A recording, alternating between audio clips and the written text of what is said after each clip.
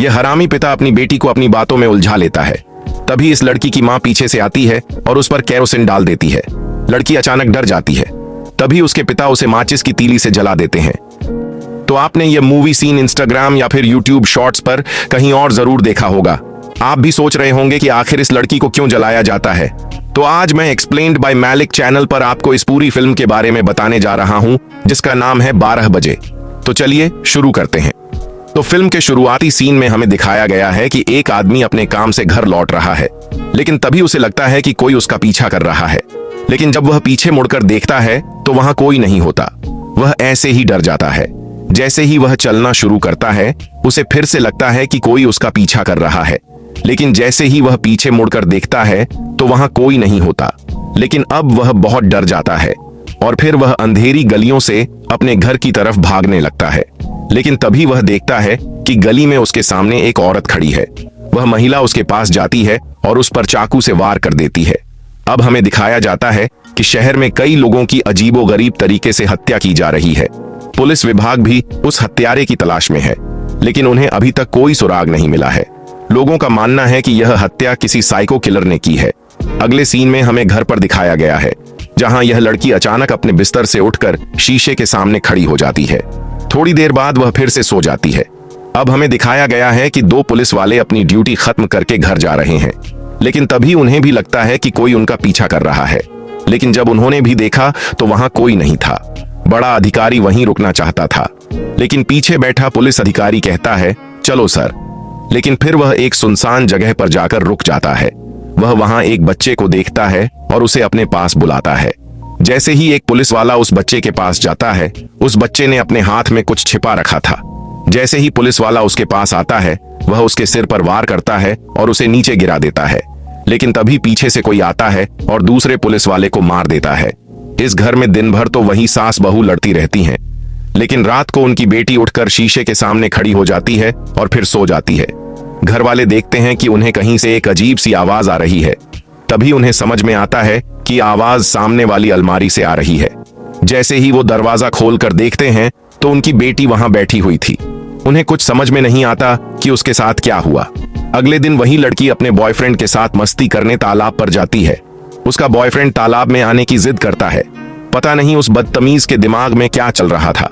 जैसे ही लड़की तालाब में जाती है, बहुत सारे हाथ उसकी तरफ बढ़ने लगते हैं, मानो वो उसे अपनी तरफ खींचने की कोशिश कर रहे हों।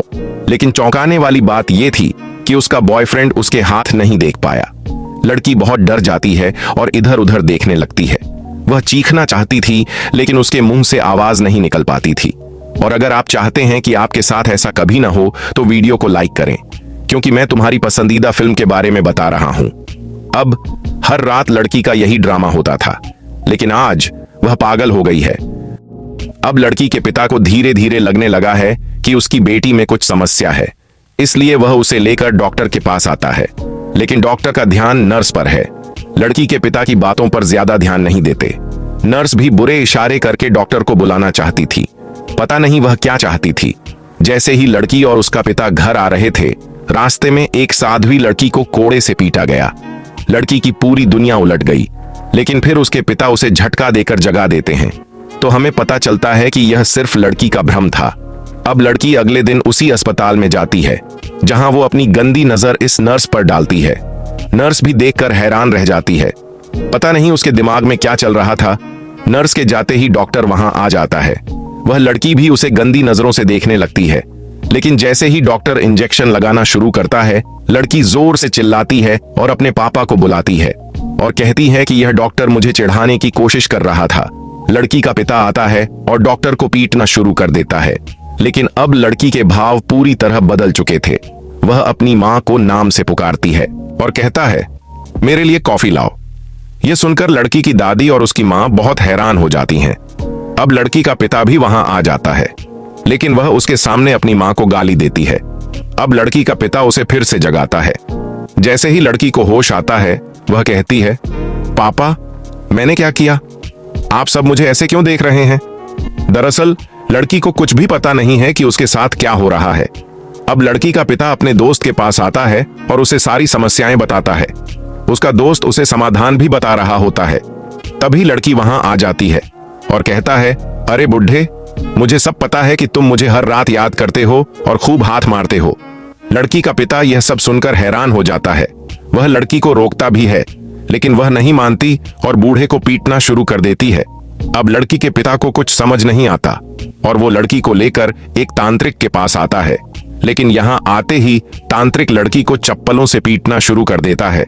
उसके पिता तांत्रिक को बहुत रोकते हैं, लेकिन वह रुकता नहीं है। लेकिन फिर वह तांत्रिक से लड़ता है और अपनी बेटी को वहां से ले जाता है। लेकिन अगले सीन में हमें दिखाया जाता है कि बूढ़ा आदमी शहर छोड़कर अपने गांव चला जाता है। लेकिन तभी उसे अचानक ऐसा लगता है कि कोई उसे पीछे से बुला रहा है। लेकिन जब वह पलट कर देखता है तो वहां कोई नहीं होता, लेकिन बूढ़े को बार बार वही आवाज सुनाई दे रही थी। इसलिए वह डर कर अपनी सीट से उठ जाता है और ड्राइवर से बस रोकने के लिए कहता है। लेकिन जैसे ही वह पीछे मुड़कर देखता है तो सभी यात्री उसे अजीब निगाहों से देख रहे होते हैं और वे धीरे धीरे उसकी ओर बढ़ने लगते हैं। तभी एक छोटा लड़का आता है और उसका गला घोंट देता है। अगले दृश्य में हमें दिखाया जाता है कि लड़की की दादी और उसका भाई अब शहर छोड़कर जा रहे हैं। लड़की के पिता कहते हैं कि जैसे ही यहाँ सब ठीक हो जाएगा मैं तुम्हें फोन करूंगा। अब हम देखते हैं कि लड़की का बॉयफ्रेंड टीवी पर मैच देख रहा है। वैसे आपकी पसंदीदा आईपीएल टीम कौन सी है, मुझे जरूर बताइए। जैसे ही टीवी पर MS धोनी छेक चलता है, लाइट चली जाती है। लड़के को कुछ समझ नहीं आता और वह प्रॉब्लम ढूंढने लगता है। लेकिन तभी उसे लगता है कि कोई उसे बुला रहा है। लेकिन जब वह पलट कर देखता है तो वहां कोई नहीं होता। वह टॉर्च की रोशनी से उस आवाज की ओर बढ़ते हुए उस व्यक्ति को ढूंढने लगता है। लेकिन तभी अचानक उसके सामने सफेद कपड़े से ढकी एक लड़की नजर आती है। जैसे ही वह उस सफेद कपड़े को हटाता है, उसके नीचे कोई नहीं होता। वह डर कर भागने लगता है, लेकिन फिर से वह उसके सामने आ जाता है।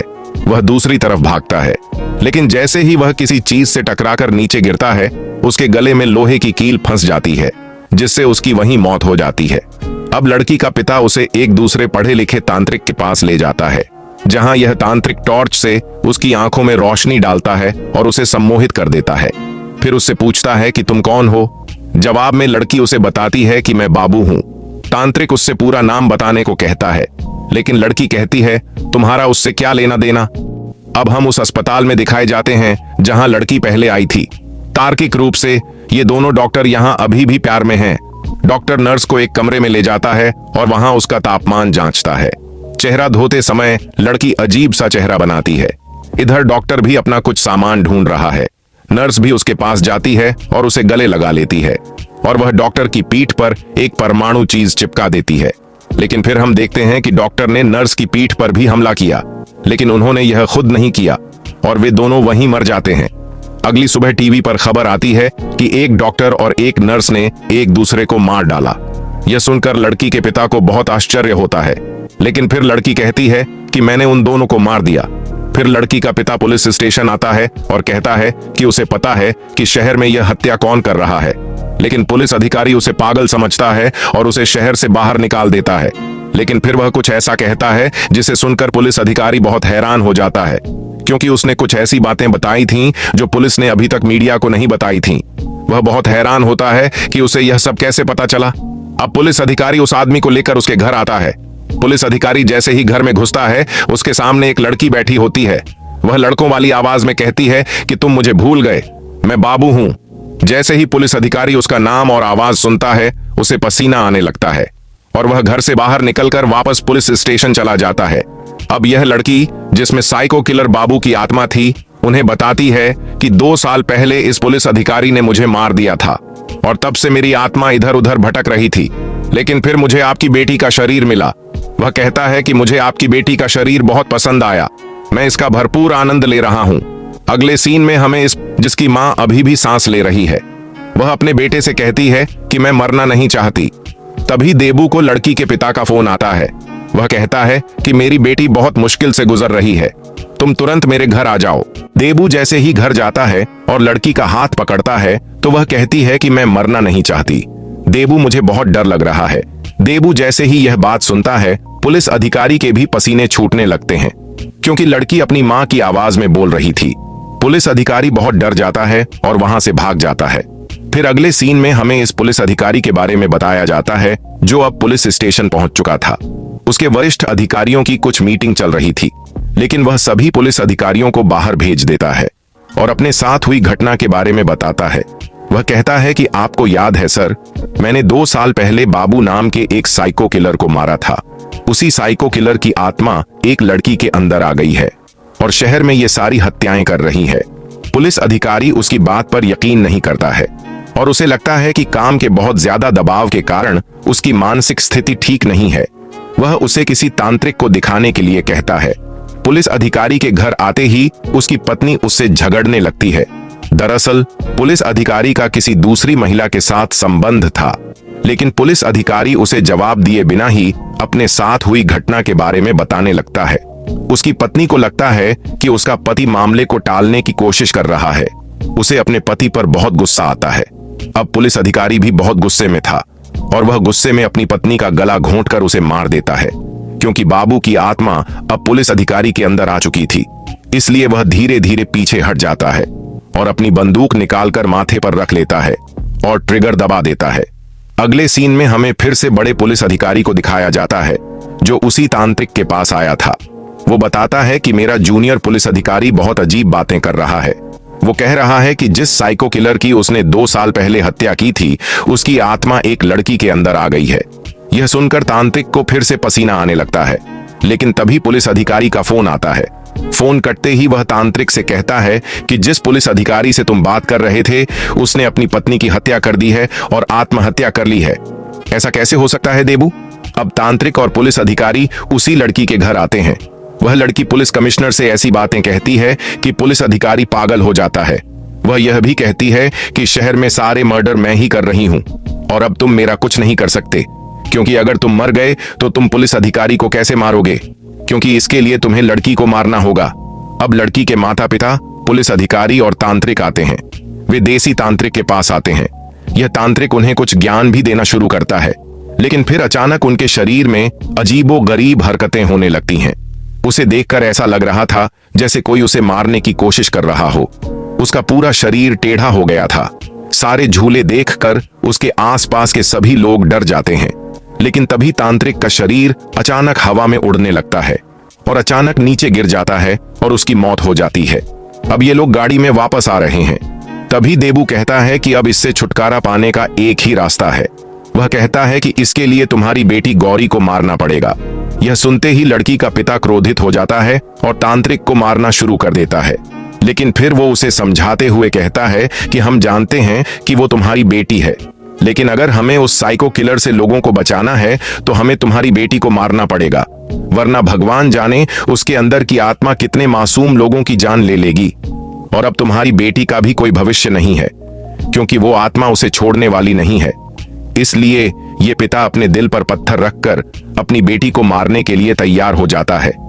घर आते ही लड़की के अंदर का भूत कहता है कि तुम आ गए।